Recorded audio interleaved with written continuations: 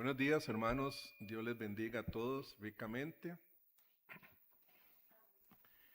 Un saludo a los que nos están viendo de algún lugar. Que Dios les bendiga a todos. Vamos ahora, hermanos, a continuar con la serie que hemos venido estudiando del libro de Esther. Entonces vamos a buscar el libro de Esther.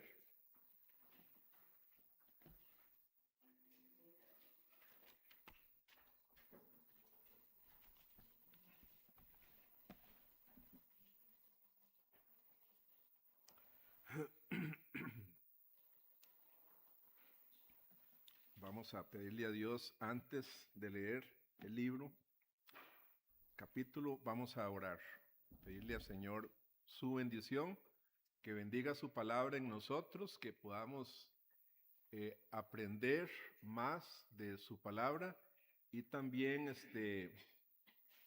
crecer, ser transformados por la palabra de Dios. Vamos a orar.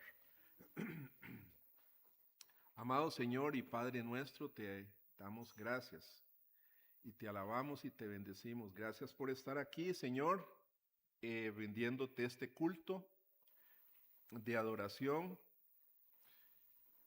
Gracias por permitirnos, Señor, poder vivir en un país donde podemos en paz, Señor, adorarte y glorificarte y escuchar tu palabra, Señor, y ser transformados por ella. Bendice este sermón, Señor, bendice este tiempo de predicación de tu palabra. Abre, Señor, por favor, nuestros corazones, abre nuestros ojos para poder ver las maravillas de tu ley, para que tu palabra también nos transforme, que no seamos solamente oidores, sino hacedores de tu palabra. Te damos gracias y pedimos esto en el nombre poderoso de Jesucristo. Amén y amén. Ay, gracias.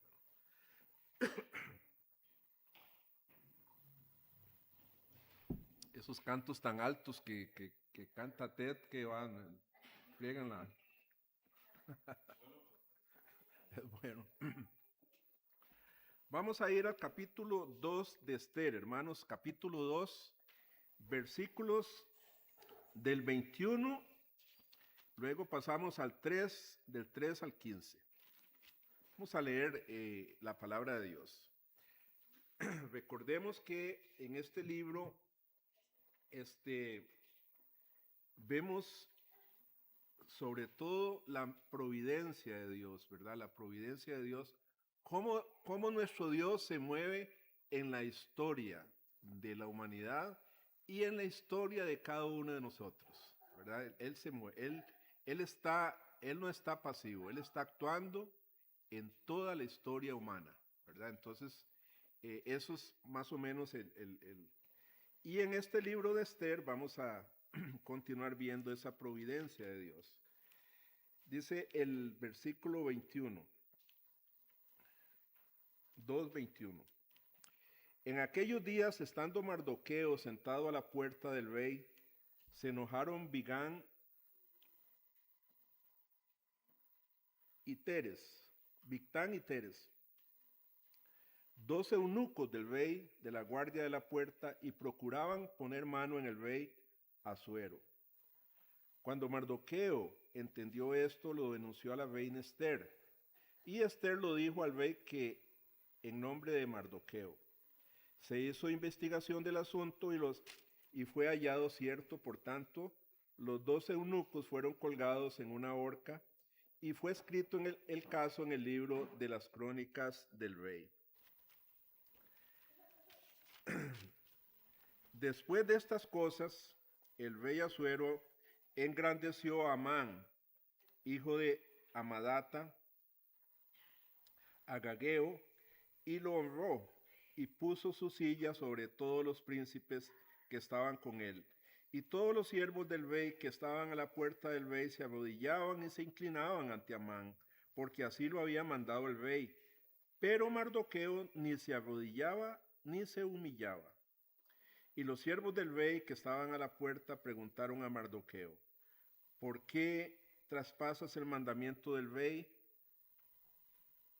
Aconteció que hablándole cada día de esta manera y no escuchándolos él, lo denunciaron a Amán para ver si Mardoqueo se mantendría firme en su dicho, porque ya él les había declarado que era judío.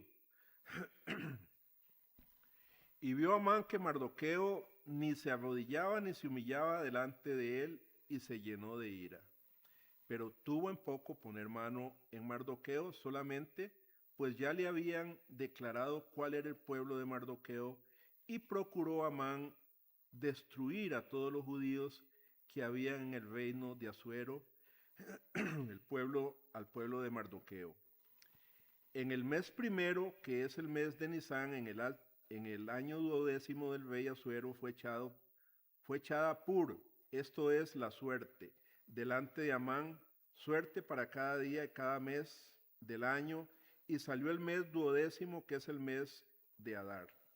Y dijo Amán al rey Asuero: hay un pueblo esparcido y distribuido entre los pueblos en todas las provincias de tu reino, y sus leyes son diferentes de las de todo el pueblo, y no guardan las leyes del rey, y al rey nada le beneficia el dejarlos vivir. Si le place al rey, decrete que sean destruidos, y yo pasaré 10,000 talentos de plata a los que manejan la hacienda, para que sean traídos a los tesoros del rey.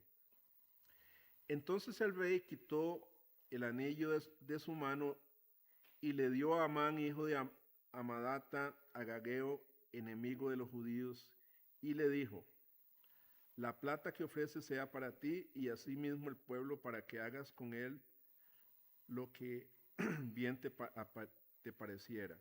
Entonces fueron llamados los escribanos del rey en el mes primero, el día 13 del mismo, y fue escrito conforme a todo lo que mandó Amán a los sátrapas del rey, a los capitanes que estaban sobre cada provincia, y a los príncipes de cada pueblo, a cada provincia según su escritura, y a cada pueblo según su lengua, en nombre del rey Asuero fue escrito y sellado con el anillo del rey.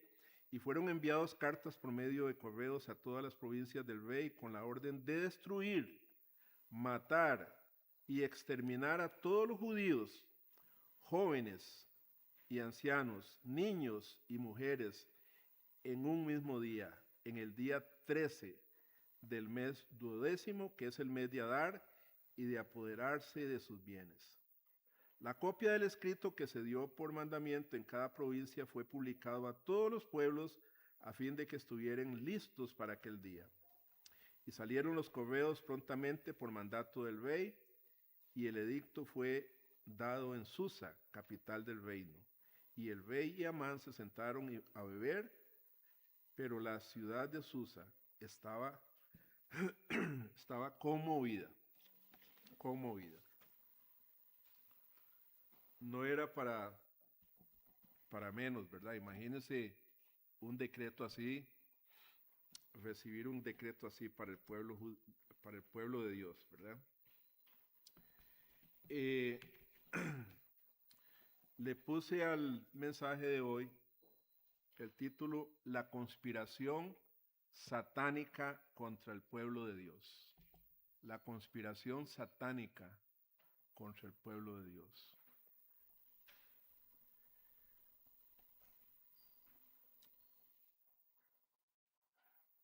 Hay en las familias, especialmente las de antes, ¿verdad? Se mencionaba mucho los Venegas, ¿verdad? Y entonces los Venegas era toda una familia, ¿verdad? Una familia numerosa, nietos y de todo había ahí. Los Vargas, ¿verdad? Los Martínez, ¿verdad? Etcétera, ¿verdad? En ese tiempo a veces muchas veces sucedía que los Venegas se peleaban con los Vargas, ¿verdad? Y tal vez hubo un pleitecillo ahí entre los Venegas y los Vargas, un miembro de la familia, Pero eso entonces ya el hermano salía a responder y la hermana y el hermano y el papá y todo el mundo, ¿verdad? Por ese pleitecito se enojaban y se peleaban y eso era una rivalidad, duraban años. Leí de una disputa entre dos familias en los Estados Unidos muy famosa, muy interesante leer eso. Se trató de la familia McCoy y la familia Hatfield. Esa familia fueron rivales terribles, pero eran familias poderosas y fueron rivales toda la vida. Hubo muchos muertos, se mataban entre ellos, ¿verdad? Hermanos, hoy en el capítulo 2 estamos a punto de ver una disputa entre dos familias, que es la familia de Mardoqueo por un lado y la familia de Amán por otro lado. Estos eran rivales, esta familia rivalizaban de muchos años atrás, se odiaban, ¿verdad? Y más adelante vamos a ver el por qué se odiaban. Algunos comentaristas creen que no es casualidad que la genealogía de Mardoqueo que leímos, ¿verdad? De dónde venía Mardoqueo, sus raíces genealógicas, y también Amán se mencionan en este libro. Y no es casualidad porque esto nos revela, hermanos, por qué la decisión de Amán de eliminar no solo a Mardoqueo, quería él eliminar a todo judío en todo el mundo, ¿verdad? En todo ese mundo de ese tiempo. Entonces no era solamente una decisión política, que por encimita la podemos ver como una decisión política, pero más bien era algo personal. Esa disputa venía de generaciones, ¿verdad? Y esto se remonta, hermanos, cuando tengan tiempo ahí, se remonta al capítulo 17 de Éxodo, cuando puedan lo leen, donde los amalecitas, una nación ahí, se convirtieron los amalecitas en la primera nación del mundo en atacar a la recién formada nación de Israel, ¿verdad? Ahí empieza el problema entre esas dos familias. Aunque los amalecitas fueron derrotados en esa batalla, pasaron más o menos 900 años en guerra contra los judíos. Ustedes leen en la Biblia y se van a encontrar los amalecitas por todos lados, ¿verdad? Haciendo guerra contra los judíos. En Primera de Samuel, Dios le ordena al rey Saúl que elimine a los amalecitas, que los elimine, y a su rey Agag, para cumplir así el juicio de Dios. Repito, Dios le ordena a Saúl, ¿verdad?, que se deshaga de esa nación de los amalecitas. Pero ustedes recuerdan que Saúl no obedece la orden de Dios y más bien perdonó a Agag, de ahí viene Agageo, ¿verdad? De Agag, perdonó al rey Agag y se llevó lo mejor del ganado, o sea, porque Dios les había dicho que destruyeran todo, como juicio de Dios. El profeta Samuel, vemos ahí en 1 Samuel, que acusó al rey por su desobediencia, ¿verdad? No obedeció la orden de Dios, y luego el mismo profeta mató al rey Agag. Eso lo pueden ver en 1 Samuel capítulo 15, versículos del 33 en adelante. Pero incluso Agag, ya muerto, los descendientes de Agag siguieron multiplicándose y su odio por Dios y los judíos aumentaba cada día, ¿verdad? Esas rivalidades que en lugar de cesar, más bien se van alimentando cada día, ¿verdad? No quiero a la familia fulano de tal, ¿verdad?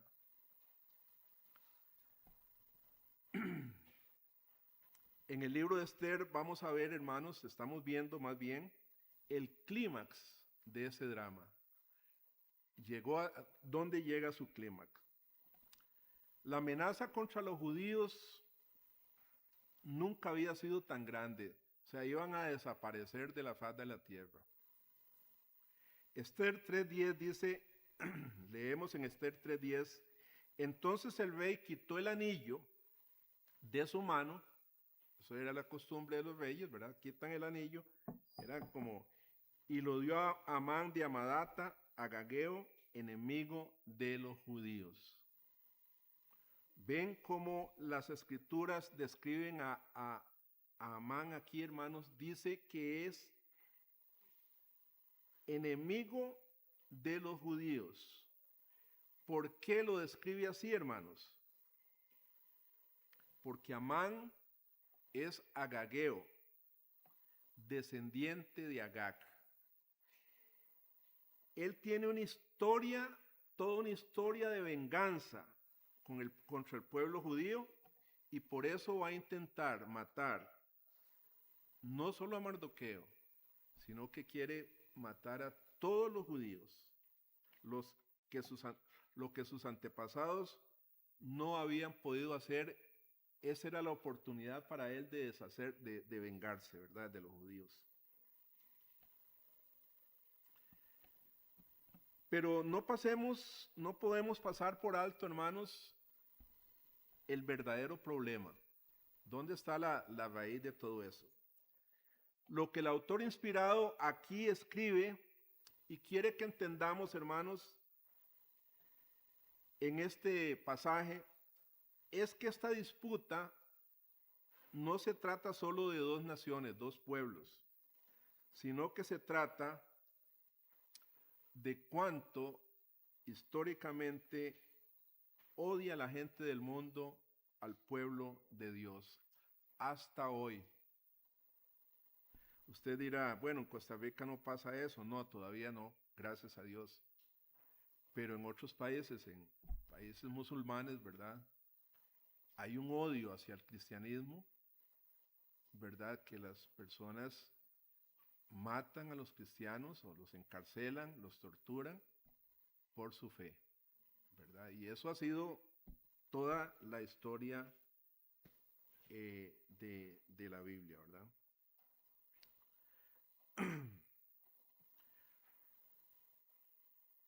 Este odio, hermanos, no se trata solo de dos naciones, sino que se trata del odio de la gente del mundo hacia Dios. Si nosotros vemos superficialmente este pasaje, podemos entender las razones de Amán para odiar tanto a los judíos. ¿Por qué ese odio? Sí, uno podría decir, bueno, es que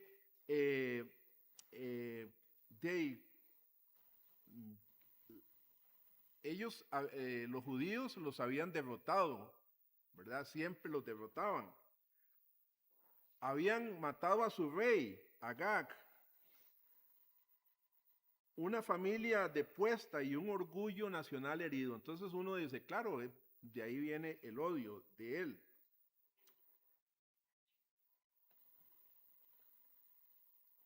Pero por debajo de la superficie, hermanos, descubrimos que la razón de su odio contra el pueblo de Dios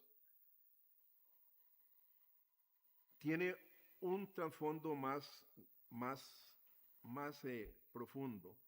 El odio de Amán estaba inspirado por el enemigo real del pueblo de Dios, que es el mismo Satanás. Desde Adán, ¿verdad? Desde el Edén, Satanás quiere destruir la obra del Señor. y odia la obra del Señor. No soporta a los cristianos. Y Satanás ha estado tratando de destruir el pueblo de Dios por siglos.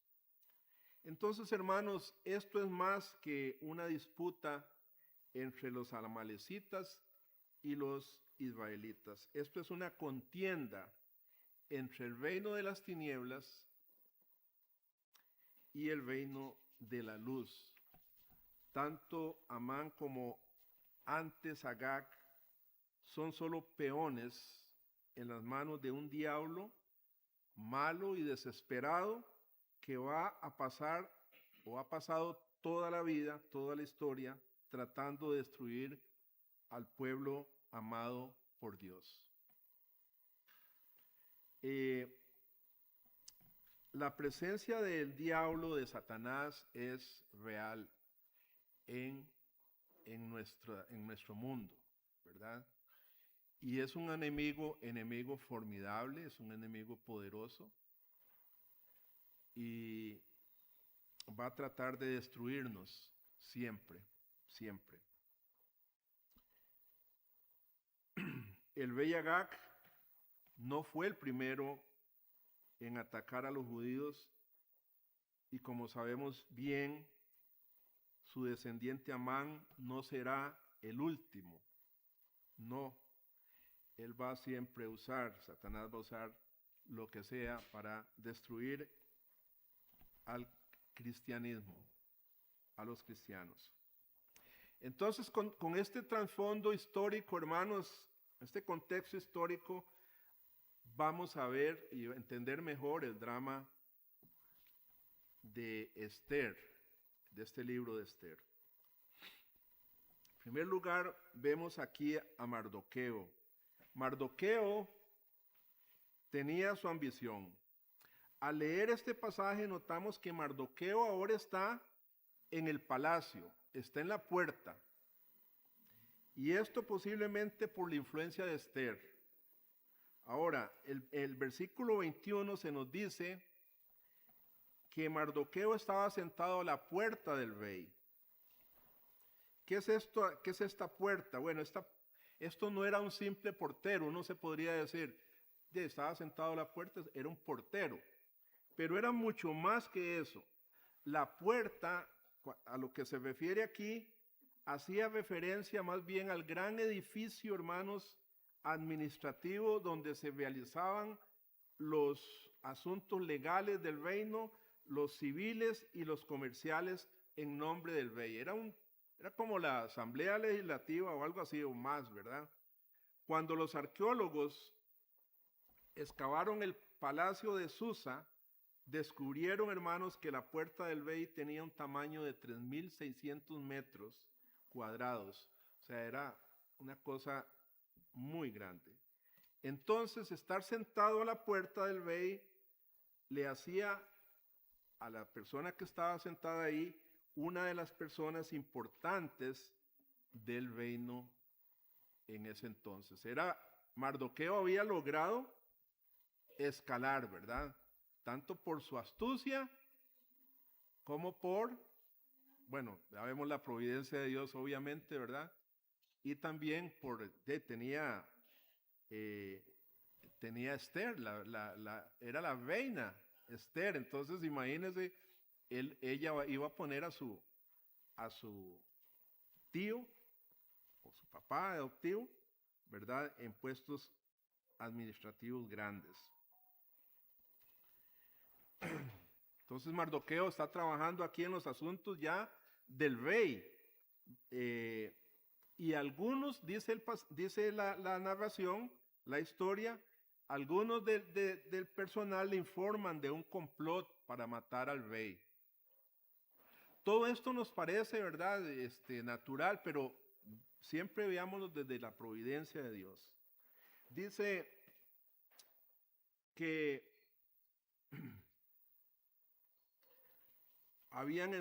leamos el versículo 21, dice, estando Mardoqueo sentado a la puerta del rey, se enojaron Bigtán y Teres, 2 eunucos del rey, de la guardia de la puerta y procuraban poner mano en el rey Asuero. ¿Quiénes eran estos hombres? El versículo nos dice que eran guardias de la puerta, lo que significa que justo fuera de las puertas, como de la oficina, ¿verdad? Oval, en ese momento, eran la última línea de defensa del rey. Eran funcionarios muy importantes, ¿verdad? No dice el pasaje por qué querían matarlo, pero el hecho de que fueran eunucos, ya uno puede hacerse una idea del por qué querían matarlo. El historiador Heródoto, considerado el precursor de la historia, de la historiografía, en su famosa obra Historias, en donde en este libro Heródoto narra la guerra entre el imperio persa. Un día, yo no lo he leído, pero sería bueno leerlo. Él narra aquí la historia entre las guerras entre los persas y los griegos.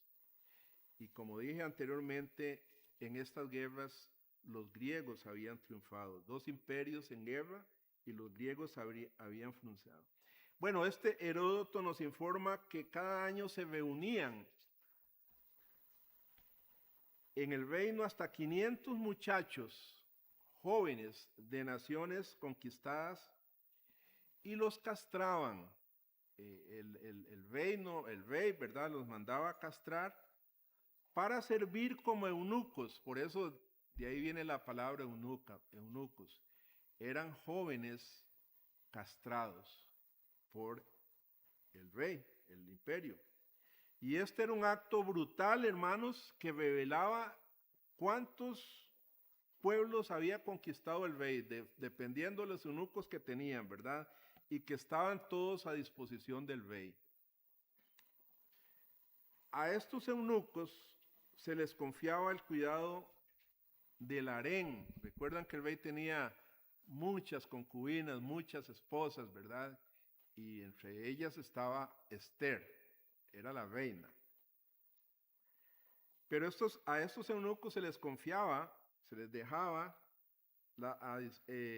el harén del rey. Y ya sabemos por razones obvias por qué los eunucos, ¿verdad?, no podían abusársele al rey con las concubinas.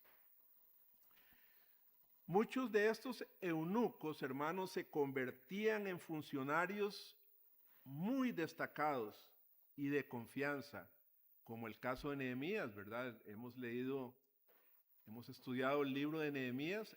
Nehemías era un eunuco del rey, ¿verdad?, en ese momento. Con frecuencia los eunucos involucraban en rebeliones. Los usaban a ellos para matar a los reyes con veneno, ¿verdad?, en una copa, etcétera, ¿verdad? Ellos estaban involucrados en rebeliones. Entonces, hermanos, no es de sorprendernos saber en el capítulo 2 de Esther que estos eunucos están planeando asesinar al rey. Pero en este caso su intento les va a fallar. Otro historiador, Flavio Josefo, judío, nos dice que uno de los sirvientes del eunuco escuchó el complot y se lo contó a Mardoqueo. Y en el versículo 22 del capítulo 2 leemos: Mardoqueo lo denunció a la reina Esther y Esther lo dijo al rey en el nombre de Mardoqueo, ¿verdad? Entonces veamos estas historias, hermanos, del Antiguo Testamento. Son fascinantes. Si uno, ¿verdad?, va siguiendo el hilo de la historia, si vos los agarras así en frío y lees el libro de Esther, usted no entiende mucho, pero si lo agarra, ¿verdad?, con el contexto histórico y todo eso, usted lo va a entender el drama y la soberanía de Dios en ese drama, ¿verdad? Mardoqueo lo denuncia, entonces. Y vean que Esther se asegura de mencionar el nombre de su tío, ¿verdad? Dice, Esther lo dijo al rey en nombre de Mardoqueo. Entonces Mardoqueo aquí es como un héroe, está salvando la vida del rey. Y pensaríamos todos que el rey le daría una medalla de oro o le daría un aumento de sueldo o le daría unas vacaciones pagadas, pero ¿qué hace el rey? ¿Qué vemos que hace el rey? Nada. Nada hizo en ese momento. Por alguna razón uno dice, pero qué raro, porque en ese tiempo se retribuía la lealtad de una persona. Pero aquí el rey no hizo nada. Dice el 23, se hizo investigación del asunto y fue hallado cierto, por tanto los 12 eunucos fueron colgados en una horca y fue escrito el caso en el libro de las crónicas del rey. No le dieron ni las gracias a Mardoqueo en ese momento. Pero sí podemos dar una explicación teológica de por qué el rey no hizo nada. Ya uno, a la luz de todo el pasaje, todo el libro, vemos que Dios no quiere que el rey haga nada hasta que llegara el momento oportuno, el momento adecuado, porque Dios, hermanos, tiene un tiempo oportuno y adecuado para todo, y no es nuestro tiempo muchas veces, ¿verdad? En ese momento el rey no hace nada por Mardoqueo. Y ese momento de la recompensa de Mardoqueo va a llegar hasta el capítulo 6, cuando ya, eso lo vamos a ver más adelante, cuando Amán está a punto de tener éxito, hermanos, en su malvado y diabólico plan de destruir, de exterminar al pueblo de Dios. El Señor iba a traer ese acto heroico de Mardoqueo a la mente del rey justo cuando el diablo cree que ha ganado. ¿Ven esto, hermanos? ¿Vemos la providencia de Dios ahí en la historia del ser humano, en la historia del pueblo de Dios? Claro que sí. Dios está moviendo las piezas del tablero de la historia humana exactamente donde Él quiere moverlas, mientras prepara todo para su futura victoria contra el reino de las tinieblas. Y hermanos, yo creo que nosotros, como cuando leemos estos libros, debemos darnos cuenta. Es decir, nosotros sabemos que Dios está en control, ¿verdad? Uno dice, Dios está en control de todo y amén, ¿verdad? Todos decimos amén, a Él no se le va nada. Y es cierto, hermanos, y lo vemos en este libro así, ¿verdad? En blanco, a todo color, como dicen, ¿verdad? Él quiere preparar todo en su tiempo. Entonces, en nuestras vidas o sea, en este mundo no hay casualidades, sino causalidades. Dios sabe lo que está haciendo. Ahorita nosotros vemos un mundo terrible, ¿verdad? Solo que alguien ponga un dedo ahí, se hace la Tercera Guerra Mundial. Pero la confianza es que Dios es el dueño de la historia. Volvamos ahora al texto. Veamos la postura desobediente de Mardoqueo. En lugar de honrar a Mardoqueo, vean lo que hace el rey en los versículos 3, en el capítulo 3 del 1 al 2, vamos a leer. Bueno, ya lo leímos, ¿verdad? Mardoqueo se niega a arrodillarse e inclinarse ante Amán. Según un comentarista, cuando estos dos verbos hebreos, arrodillarse e inclinarse, se mencionan en el Antiguo Testamento, generalmente esto lleva la connotación de adorar a alguien, ¿verdad? Mardoqueo se niega a hacer eso, pero ¿por qué Mardoqueo está arriesgándolo todo ahora? Todo lo que ha ganado lo está arriesgando al negarse a inclinarse ante Amán. ¿Por qué? Uno puede preguntarse, ¿por qué? Dice la Biblia que cuando los sirvientes del rey le preguntaron a Mardoqueo que por qué él no se inclinaba ante Amán, él les dijo que era judío. Lo que quiso decirles aquí es que él no iba a darle esa clase de reverencia a nadie más que a Dios. Yo soy judío. Yo soy un hijo de Dios. Y menos Amán, que era un agageo, un enemigo del pueblo de Dios. Entonces Mardoqueo toma la decisión de no hacerlo. Pero si vemos quién era Mardoqueo, al principio vimos la vez pasada que él no quiso regresar a Jerusalén. Él era de los que se negó cuando el rey les dio permiso de regresar a Jerusalén. Él se quedó, él estaba cómodo en Babilonia, ahí en ese lugar, ¿verdad? Entonces, Naamán también, si vemos bien, él envió a su hija adoptiva a un harén pagano, a concursar en un harén pagano, y le dijo a Esther que no mencionara, que mantuviera en secreto su nacionalidad. No diga que usted es judía, ¿verdad? ¿Qué le pasó entonces a Amán? Ahora que tenía una buena posición en el reino, ¿por qué sacrificar su reputación en ese momento? ¿Por qué no arrodillarse ante? ¿Qué fue el cambio que hizo Dios en el corazón de Naamán? Bueno, yo creo que solo pueden haber dos razones por las que él hizo esto. La primera razón, hermanos, es que él, como decimos los ticos, le cayó la peseta. ¿Ah? Él comprendió lo insignificante que es todo lo que el mundo ofrece. Esto le ha pasado a muchos cristianos, ¿verdad? A muchos de nosotros.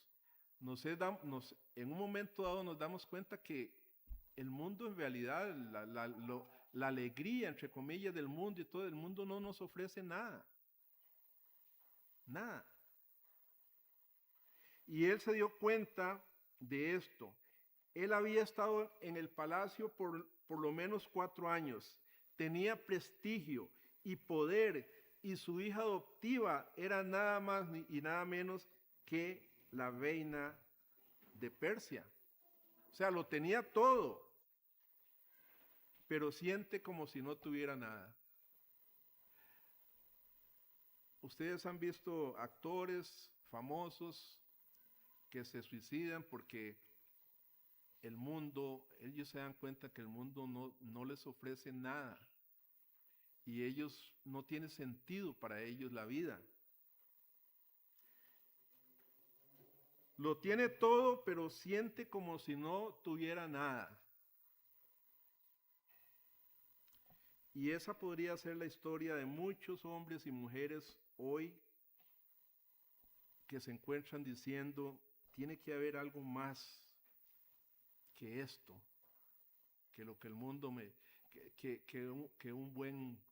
una buena profesión, una buena familia, tiene que haber algo más.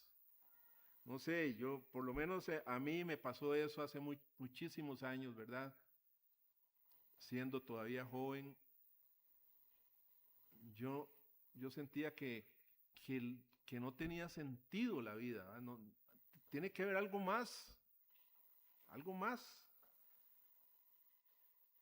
Tiene que haber algo más, algo diferente, y eso es cuando Dios, hermanos, entra a nuestros corazones. Mardoqueo sabía lo que necesitaba ahora. Aunque él había estado huyendo del Dios vivo y verdadero, él sabía su necesidad. Un autor lo dijo bien cuando escribió la decepción es la nodriza de la sabiduría. Tiene que haber algo más que solamente comer, beber, vivir. Tal vez usted, hermano, ha visto lo suficiente de este mundo como para haberse decepcionado. Lo decepcionan sus amigos, su familia, lo decepciona todo. El sistema lo decepciona.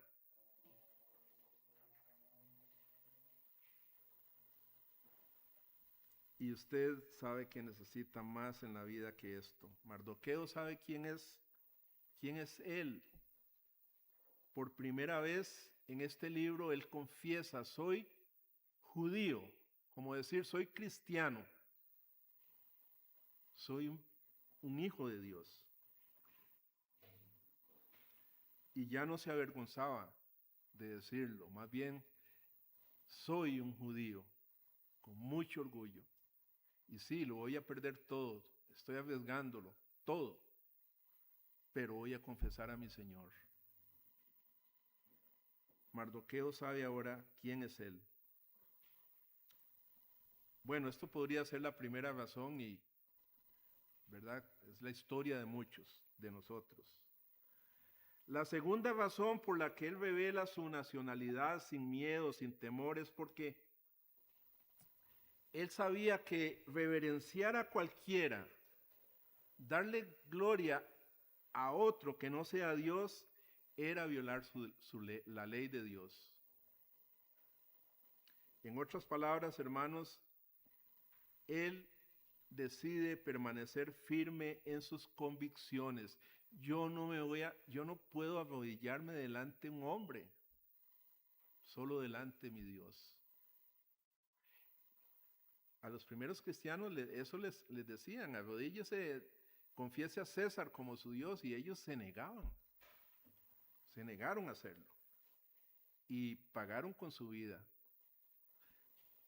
Convicciones fuertes, aunque esto le saliera caro. Entonces, cada vez que Amán aparecía, todo el mundo se inclinaba, excepto Mardoqueo. Seguramente al principio él intentaba no encontrarse con Amán para no hacerlo, ¿verdad? Al principio. Pero ya no esta vez. Él ya no se iba a esconder más. Y cuando el carruaje de Amán se estaciona frente a la puerta y todos se inclinan ante él, Mardoqueo seguramente aprieta los dientes y no lo hace. El único hombre en el reino que no lo hacía. Por supuesto, esto enfurecía a Amán, ¿verdad? Estos hombres poderosos son así. Entonces él, aquí vamos a ver, en este otro punto, hermanos, el edicto de muerte de Amán. Leamos los versículos, bueno, leámoslos otra vez, 3, 5 y 6. Y vio Amán que Mardoqueo ni se arrodillaba ni se humillaba delante de él, y se llenó de ira, pero tuvo en poco poner mano en Mardoqueo solamente, pues ya le habían declarado cuál era el pueblo de Mardoqueo, y procuró Amán destruir a todos los judíos que había en el reino de Asuero, al pueblo de Mardoqueo. Ahora Amán va a usar la falta de respeto de Mardoqueo como excusa para resolver su disputa familiar de una vez por todas. Aquí es este es el tiempo, dice, de vengarme de una vez por todas de Amán y de su pueblo. No quiere solo a un judío con vida, quiere erradicar a todos los judíos que viven en todo el reino, incluyendo Jerusalén. Todos iban a morir. Así que Amán busca el consejo de sus dioses, dice el versículo 7, ¿verdad? Amán tira los dados, por así decirlo, para saber cuál era la mejor fecha para exterminar al pueblo judío. El versículo 13 nos dice en qué fecha cayó la suerte. El día 13 dice del mes 12º, que es el mes de Adar.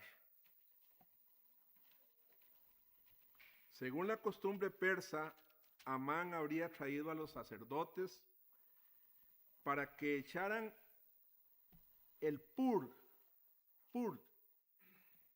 y así entender la voluntad de los dioses. La palabra pur es la palabra acadia para piedra. Por lo general estas piedras estaban hechas de arcilla y tenían formas de dado. Les hacían marcas en los 6 lados y los echaban desde un recipiente. Eran como los dados de hoy, ¿verdad? Los famosos dados de hoy. Pero ellos no habían leído las palabras de Salomón en Proverbios 16:13. La suerte se echa en el regazo, dice el proverbio. La suerte se echa en el regazo. Más de Dios es la decisión de ella. De Dios es la decisión. Dios, hermanos, determinó dónde iban a caer esos dados. Él va a realizar un milagro ese día en particular porque quiere que el corazón de su pueblo se vuelva a Él de nuevo, ¿verdad?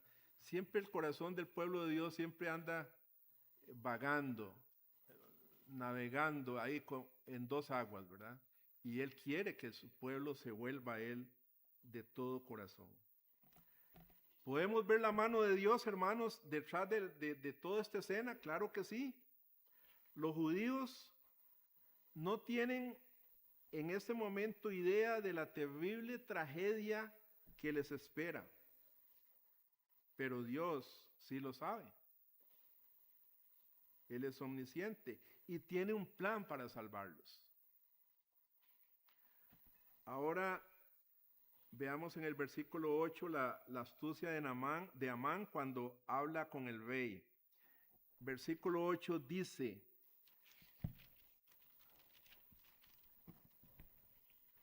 y dijo Amán al rey Asuero: hay un pueblo esparcido y distribuido entre los pueblos en todas las provincias de tu reino, y sus leyes son diferentes de las de todo pueblo, y no guardan las leyes del rey, y al rey nada le beneficia el dejarlos vivir. Si place al rey, decrete que sean destruidos, y yo pasaré 10,000 talentos de plata a los que manejan la hacienda, para que sean traídos a los tesoros del rey.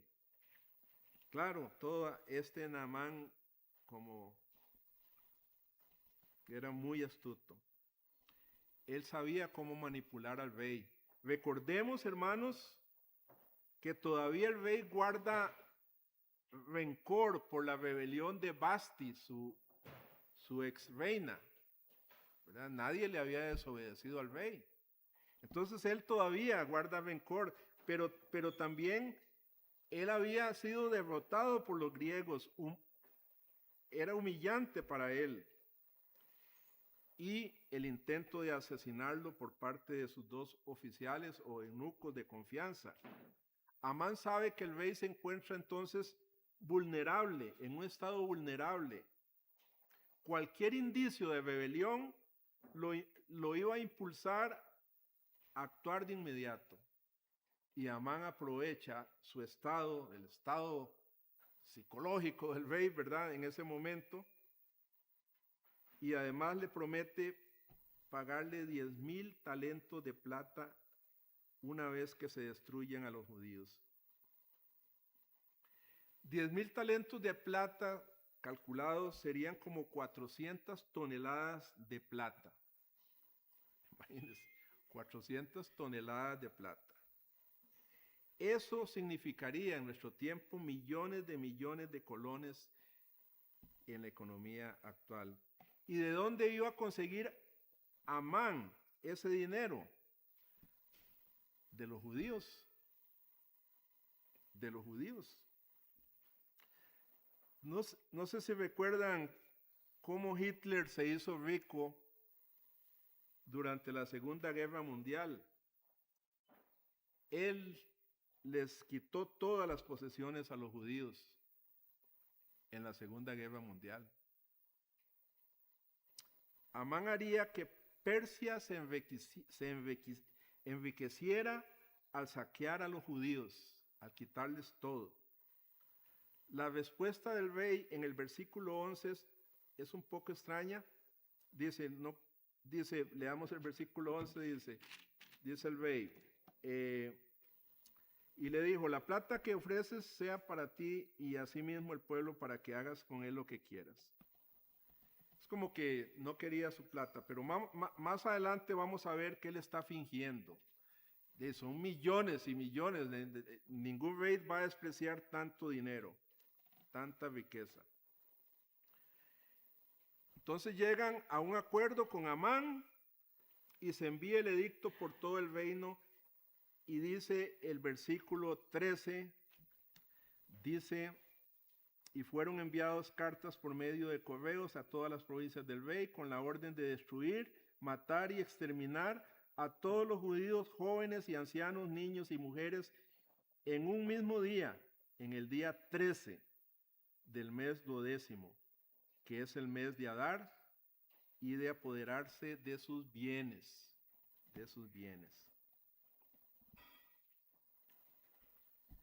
Entonces, vemos aquí que se informa a todo el reino que se prepare para ese día de matanza. Iba a ser un día de matanza. Un día de estos leí, ¿verdad? Todos nos dimos cuenta que el presidente Trump amenazó, y todavía lo sigue haciendo, de desaparecer a Irán, ¿verdad? Todo Irán. Y uno se imagina ahí la bomba atómica, ¿no? No sé, ¿verdad? Pero él dijo, toda esa cultura va a desaparecer. Bueno, algo así está sucediendo ahí, ¿verdad? Desaparecer todo un pueblo. El engaño de Amán funcionó.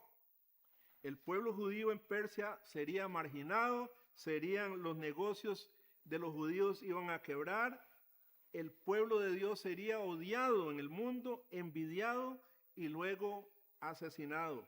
Es, hermanos, muy parecido a lo que sucedió en la Segunda Guerra Mundial también, ¿verdad? En el exterminio que hubo de judíos.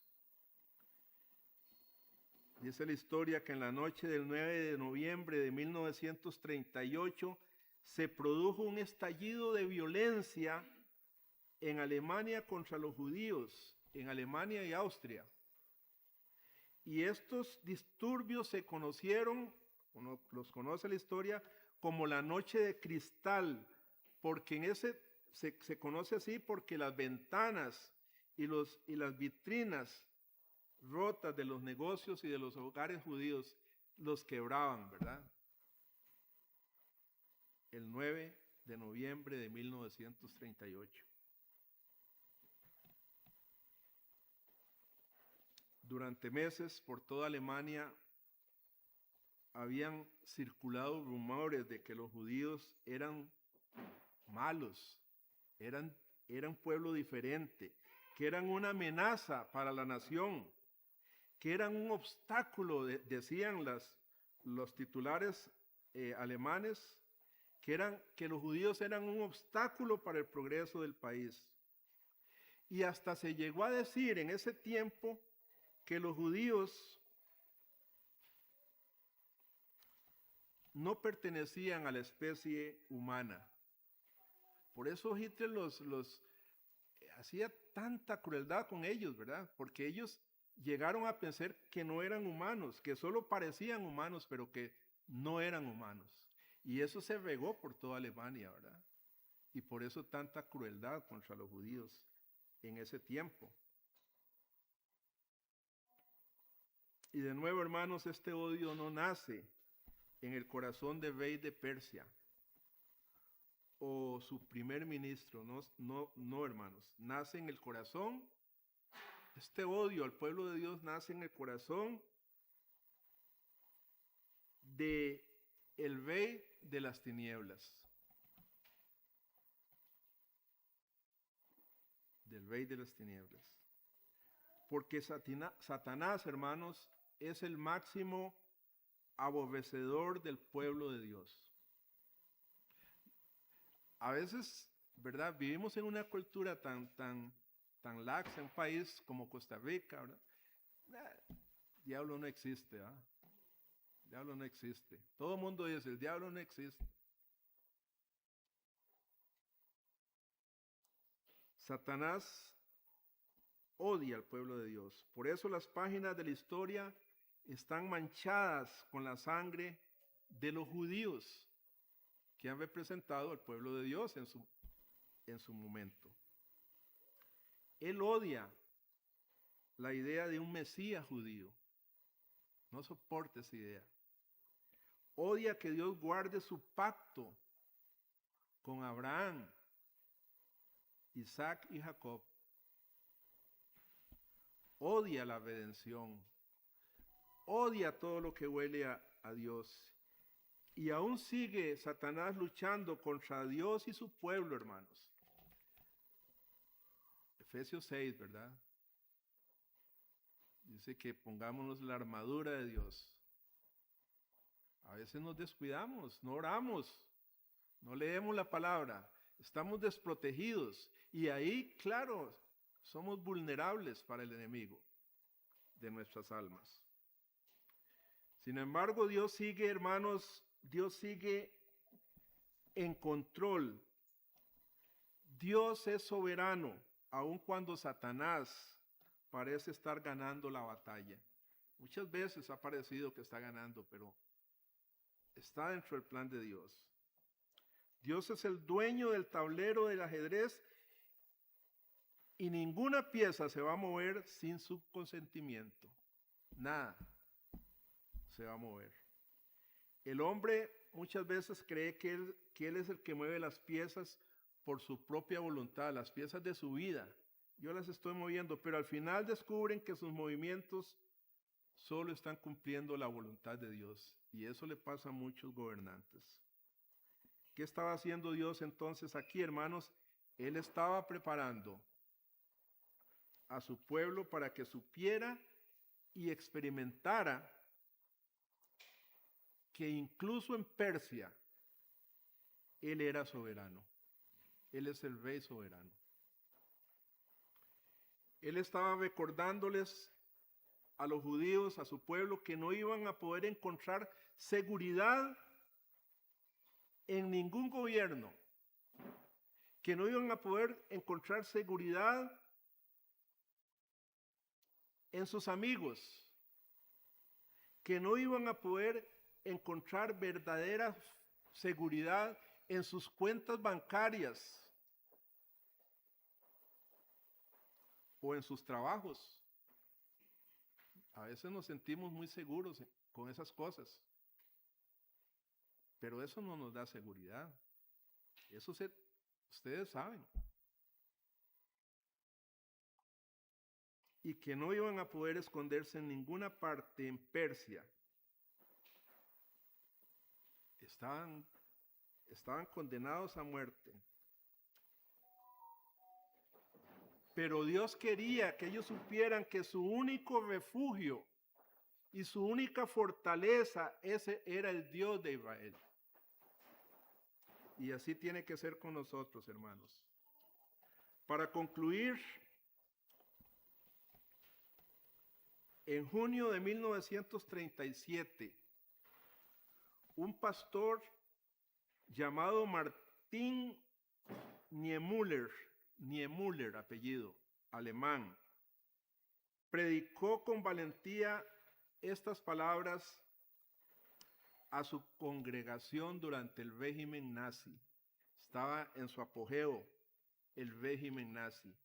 Y este pastor se levantó y predicó y le dijo a su congregación estas palabras: como los apóstoles de antaño, no pensamos usar nuestro poder para escapar de las autoridades. Ya no estamos dispuestos a guardar silencio ante la demanda del hombre cuando Dios nos ordena hablar. Porque es y debe seguir siendo el caso de que debemos obedecer a Dios en lugar del hombre. Esas fueron sus palabras a la iglesia.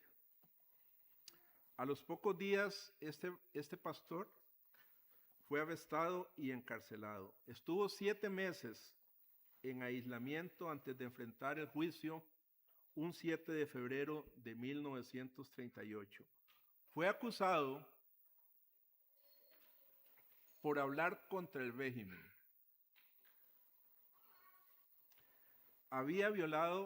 La acusación es que había violado la ley y fue acusado de abusar del púlpito. Cuando llegó el 7 de febrero, un soldado lo escoltó hasta la sala del tribunal.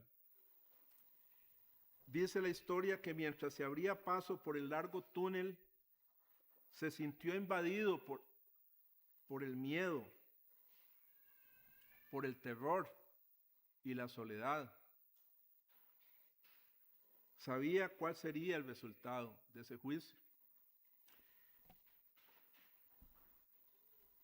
Pero lo que él no entendía era por qué nadie había venido a verle durante el tiempo de su encarcelamiento. ¿Dónde estaba su familia? ¿Dónde estaban sus amigos? ¿Dónde estaba su iglesia que había estado con él? Nadie lo visitó. Y mientras se angustiaba con estos pensamientos, algo extraordinario sucedió de repente. Dice que un soldado, me imagino un alemán, ¿verdad? Los grandotes, fríos, ¿verdad? Rostro inexpresable, ¿verdad? Este soldado dice, cuyo rostro había sido frío y que no había pronunciado ninguna palabra cuando lo llevaba, comenzó a hablar ese soldado. Su voz al principio era muy suave y el pastor no podía entender sus palabras al principio, pero finalmente las entendió. ¿Saben cuáles eran las palabras que el soldado iba diciendo? Se encuentra en Proverbios 18:10, un proverbio muy hermoso. ¿Saben qué dice ese proverbio? Algunos lo van a saber, lo van a recordar. Torre fuerte es el nombre de Jehová. A él correrá el justo y será levantado. El soldado iba repitiendo eso. Torre fuerte es el nombre de Jehová. A él correrá el justo. De pronto dice el pastor que su miedo desapareció. Un nuevo sentido de esperanza y confianza tomó lugar. El pastor Niemöller fue condenado por el régimen nazi y enviado a un campo de concentración. Terribles esos campos durante 7 años. Pero sobrevivió y fue liberado al final de la guerra para contar su historia. Él mismo cuenta su historia. Qué lindo, ¿verdad? Hermanos, al igual que Niemöller, esta generación de israelitas está a punto de pasar el túnel más oscuro y aterrador de su historia. Pero ellos también van a descubrir, y vamos a descubrir todos nosotros, la verdad de Proverbios 18:10.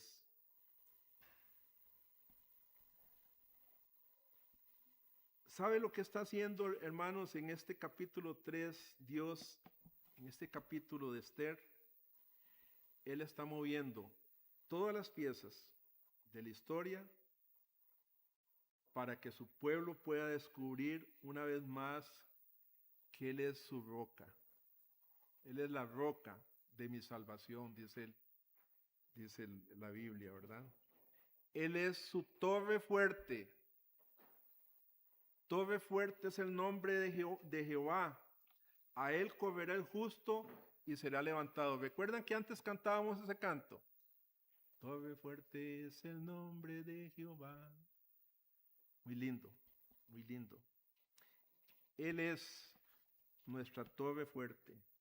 Tal vez, hermanos y hermana, esa sea exactamente la lección que Dios quiere que aprendamos en esta mañana, en este capítulo de Esther. Tal vez Dios quiere que usted aprenda y oiga en este día que Dios es nuestra torre fuerte, donde vamos a acudir siempre y Él nos levantará. Amén. Amén. Vamos a orar, hermanos. Que Dios bendiga su palabra en nosotros en esta mañana. Padre, te alabamos, Señor, y te damos muchas gracias por habernos dado tu palabra. Nosotros sabemos que tu palabra es vida para nosotros.